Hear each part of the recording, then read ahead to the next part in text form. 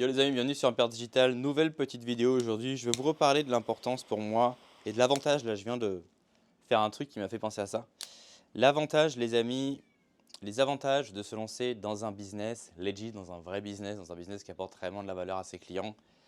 À l'instant, j'étais en train de créer un compte Stripe parce que je suis en train de créer tout un tunnel de vente pour mes formations, évidemment, qui vont arriver tôt ou tard.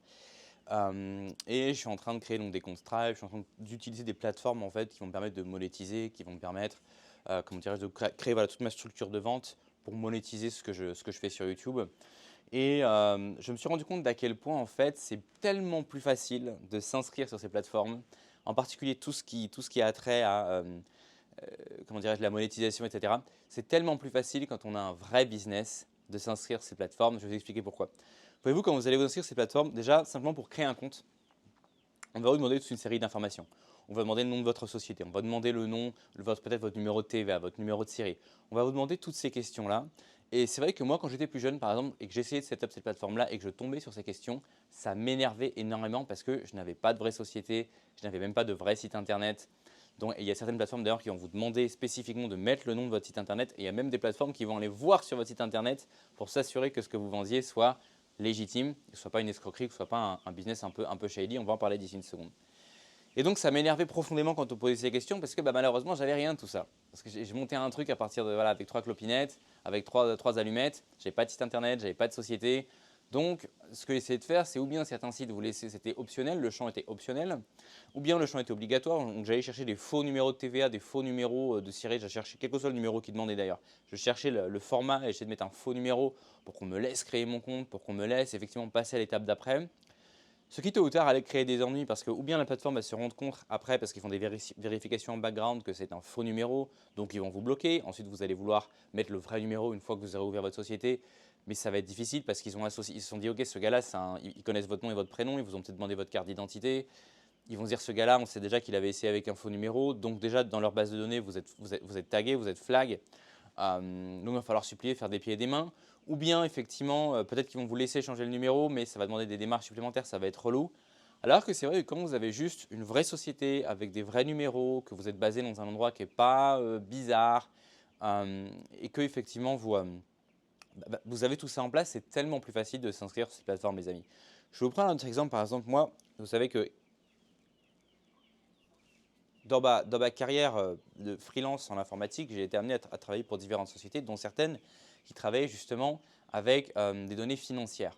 Et fallait savoir que dans la base de données, certains clients, ne serait-ce qu'à cause du pays depuis lequel ils s'inscrivaient chez nous, recevaient immédiatement un tag en fait, qui pouvait en fait les mettre dans des situations où le compte allait être bloqué au moment même où il est ouvert, ou alors des tags qui faisaient on allait faire des vérifications supplémentaires juste parce que le mec vient de tel pays.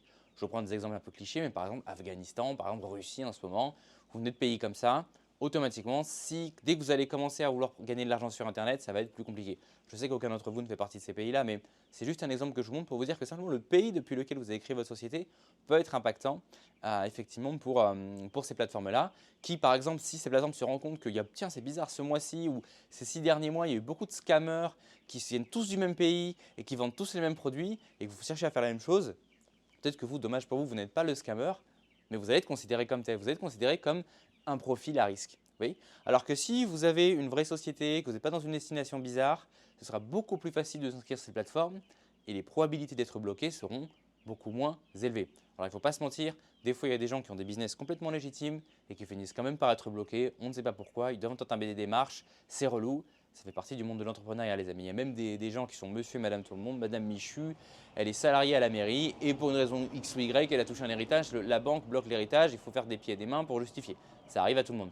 Mais disons que quand vous avez un vrai business, une vraie activité, qu'il n'y a pas 20 ou 30% de vos clients qui font des litiges sur Stripe, eh ben c'est beaucoup plus facile, effectivement, d'ouvrir des comptes sur ces plateformes-là, d'être payé et de pouvoir dormir sur ses deux oreilles. Maintenant, je vais parler des blocages Stripe et je veux parler de certains influenceurs qui sont tout le temps en train de rager parce que PayPal, parce que Stripe les bloque, alors que ces influenceurs évoluent dans des industries où ça peut être un peu légitime de les bloquer. Je vais vous expliquer pourquoi.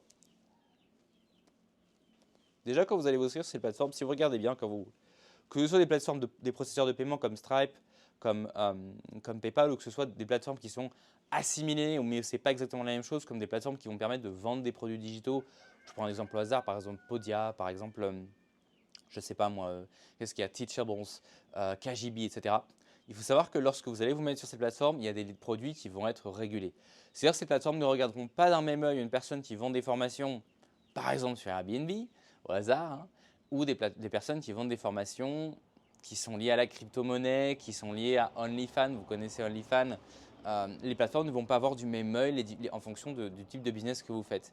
Comprenez bien que si vous êtes un créateur de contenu qui vendez des produits qui sont liés à l'investissement financier de près ou même de très loin, vous encouragez évidemment votre audience à aller investir dans tel machin, dans tel crypto, dans tel shitcoin.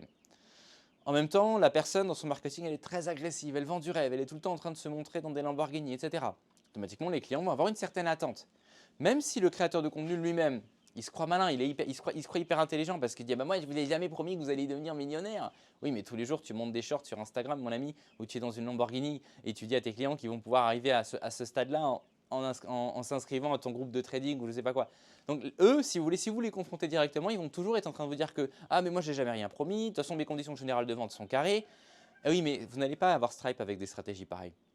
Parce que quand vous avez promis Monts et Merveilles à vos clients et qu'il y a 30% des clients, 50% des clients qui demandent des remboursements, qui font des litiges parce qu'évidemment ces gens-là refusent de rembourser, qu'est-ce que Stripe va voir? Le monsieur est dans la crypto, le monsieur est à Dubaï, 50% des clients de monsieur demandent des remboursements. Qu'est-ce qui va se passer? Le compte va être bloqué, les amis. Vous voyez ce que je veux dire? J'ai pris un exemple un petit peu cliché, mais ça peut être valable dans n'importe quelle industrie. Il y a des gens, par exemple, qui vont monter des boutiques Shopify où ils vont vendre des produits qui sont sous copyright. Ils n'ont pas les droits. Ils vont utiliser une marque, par exemple, je ne sais pas moi, des produits One Piece. Mais ils n'ont pas les droits. Ils ne peuvent pas vendre ces produits. Mais ils se croient hyper malins parce qu'ils sont dans les destinations où la législation, le fisc va pouvoir les attraper, etc.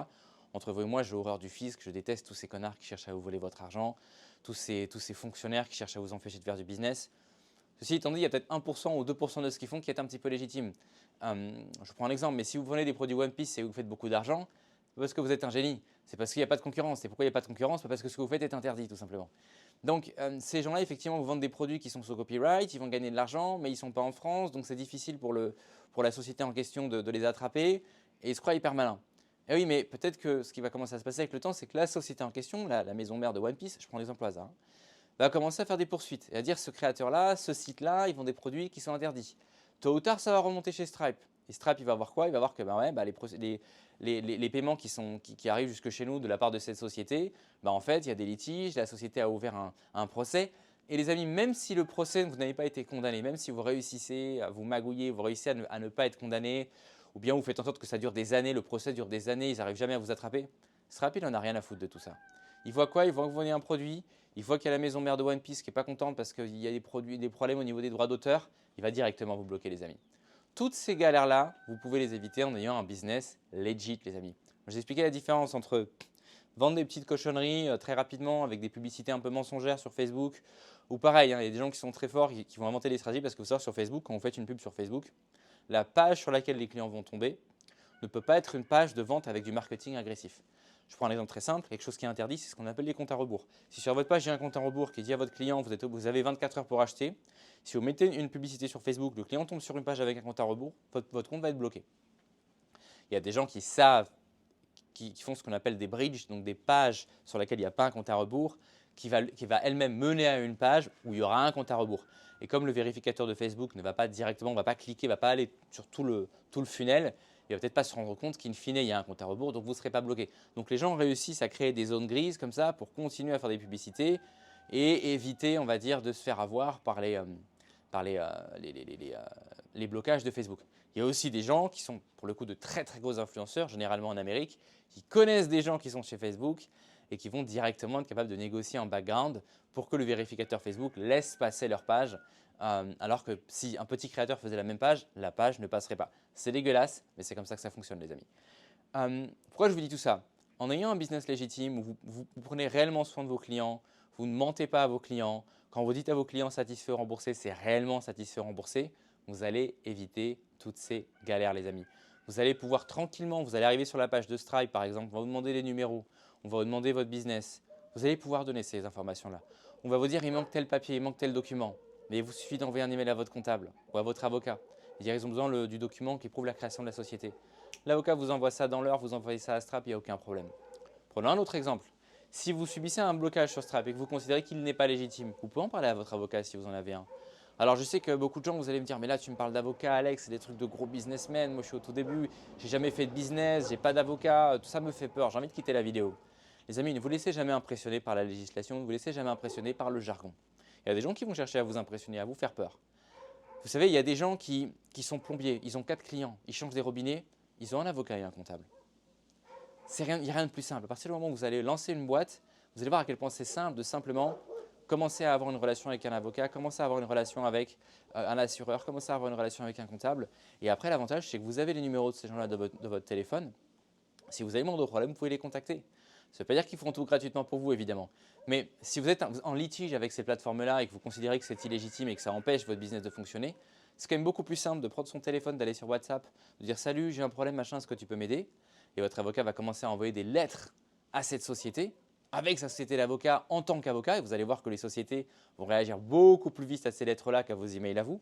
Plutôt que de vous dire « Mince, j'ai pas d'avocat, il faut que j'aille dans l'annuaire, il faut que je trouve un avocat, il faut que j'aille chez lui, il faut que j'explique mon business model, il faut que je signe un contrat avec lui, il faut que j'en compare plusieurs pour savoir lequel est le meilleur. » Vous allez vous en faire une montagne et ça va vous pousser à abandonner. Alors que si dès le début vous avez monté une entreprise, si dès le début vous avez fait quelque chose de légitime, vous êtes déjà en contact avec ces professionnels et il n'y a rien de plus simple que de les contacter. Vous voyez ce que je veux dire?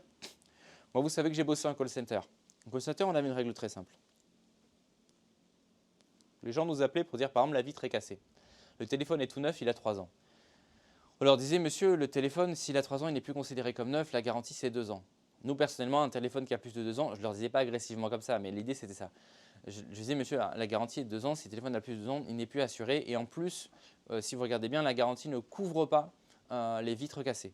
Non, non, non, c'est inacceptable, etc. Je veux parler à un supérieur. Et on avait une règle très simple. Le premier jour, ce qu'on nous disait, c'est vous ne passez jamais un supérieur au client. Le supérieur, il était juste là, il était 3 mètres plus loin.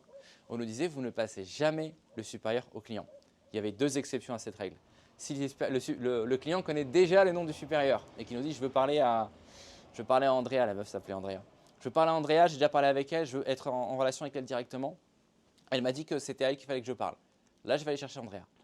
Ou bien la personne me dit bonjour, j'appelle de la part de maître Intel, etc. Je suis un cabinet d'avocat, je veux parler à votre supérieur. Évidemment que je vais passer le supérieur. Vous voyez ce que je veux dire? Pour tous les autres, monsieur le supérieur n'est pas présent sur place. Il y a même un mec d'ailleurs qui avait pété un câble à un moment donné, il s'était énervé. Il m'avait dit je vais te retrouver. Toi. Moi, personnellement, il voulait me retrouver. J'étais juste un agent de call center qui lui disait que, je ne sais plus quel était le litige, hein, sa vitre était cassée, un truc comme ça. Il va me retrouver, il va me retrouver dans les locaux de la boîte de la société pour laquelle je travaillais, la boîte de téléphone. Il va aller me chercher, il va me défoncer, etc. Vous vous rendez bien compte, j'étais en Roumanie, je rigolais. Mais je rigolais pas face à lui, je restais très calme. Je disais monsieur, je suis désolé, je peux rien faire. Mais ce machin, je veux venir te chercher, etc. Monsieur, j'en suis navré, je peux pas faire plus pour vous. Tu vois. Et il pensait qu'en s'énervant, j'allais craquer. En fait, je rigolais intérieurement parce que je savais qu'il allait pas venir en Roumanie, le gars. Mais voilà, les rares personnes, certaines personnes, par exemple, un truc. Certains clients qui étaient la majorité n'étaient pas dans leur bon droit, mais certains l'étaient. Par exemple, ils avaient fait envoyer leur téléphone pour que le téléphone soit réparé, et ça durait des mois. Le téléphone ne revenait pas. Et alors, nous, on avait des procédures. Si ça ne revient pas, on avait des templates, on copiait-collait le template, on disait je suis désolé, effectivement, je comprends, mais on ne peut rien faire, etc. Sauf si la personne nous contactait directement avec un email d'un avocat. Et d'ailleurs, il y a des gens à qui je disais ça directement. Je leur disais, monsieur, vous pouvez insister tant que vous voulez. Nous, on a des systèmes qui sont en place, on a des process. Je ne peux pas outrepasser ce process. Si vous pensez que le service au téléphone, le support téléphonique que je viens de vous apporter n'est pas suffisant, que vous n'avez pas obtenu gain de cause, passez par un avocat. Passez par un avocat, écrivez une lettre recommandée au siège de la société en question. Et vous allez voir, votre dossier va avancer beaucoup plus vite. Je leur disais directement. Évidemment, la majorité des gens ne le faisaient pas. Il y a aussi beaucoup de gens qui menaçaient. Les menaces ne servent à rien. On avait tous les jours des gens qui nous disaient « Je vais appeler un avocat, je vais passer par un huissier ». Pas de problème, monsieur, faites-le. On s'en foutait complètement. Si la personne me dit « Passez-moi votre supérieur, sinon je vais appeler un avocat », on s'en foutait complètement. Parce qu'il y a plein de gens qui font ça. Il y a 1% des gens qui vont vraiment passer par un avocat. Et ces gens-là, ils vont parler au supérieur. Mais uniquement à partir du moment où il y aura effectivement une lettre d'avocat, etc. Là, on va prendre la chose au sérieux. Vous voyez la différence? Alors que ça vous paraît peut-être un truc de ouf de faire appel à un avocat, mais en réalité, c'est très simple. C'est très très simple. Et surtout quand vous l'avez déjà son numéro dans votre téléphone ou dans votre liste d'emails. D'accord? Et ça va faire avancer vos problèmes beaucoup plus vite si vous avez des litiges. Litiges que vous n'aurez normalement pas, puisque comme je vous l'ai déjà expliqué, les amis, lancez des activités qui apportent réellement de la valeur à vos clients. L'activité que je lance, que j'appelle l'arbitrage Airbnb, apporte de la valeur à deux catégories de personnes. Vous avez vu comme ma cravate est sur le côté à cause du micro? Deux catégories de personnes. La première catégorie de personnes à laquelle mon activité va apporter de la valeur, ça va être évidemment propriétaire. Je vous ai expliqué. Les propriétaires aujourd'hui plus que jamais en ont marre, et en particulier en France, en ont marre des locataires qui détruisent, des locataires qui sont insupportables, des locataires qui ne payent pas, des lois qui les empêchent de botter le cul du locataire. Ils en ont marre de tout ça. Ils en ont marre du locataire qui a pété sa poignée et qui l'appelle, qui dit ah, mais la moitié de ma poignée de ma porte, elle ne marche pas. Et le propriétaire, à 22 h, il doit arriver, ou à 20 h, il a fini son travail.